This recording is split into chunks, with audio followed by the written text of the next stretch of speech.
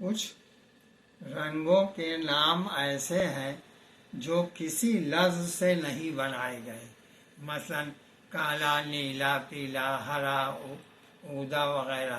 اور کچھ رنگوں کے نام ایسے ہیں جو کسی چیز کے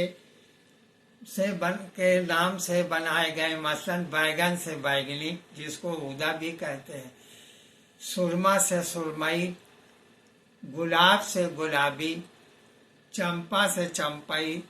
اسی طرح سے خاک سے خاکی لفظ بنا ہے، خاکی رنگ بنایا گیا ہے، اور بھی کئی الفاظ ہیں، مثلا سلیٹ سے سلیٹی رنگ بنایا گیا ہے، پستہ سے پستئی رنگ بنایا گیا ہے، اور دھان جو کہ ہرے رنگ کا پودا ہوتا ہے اس سے دھانی لفظ بنایا گیا ہے۔ تو اس طرح سے مختلف چیزوں سے بعض اوقات مختلف نام بنائے گئے ہیں، جیسا کہ ابھی بتایا۔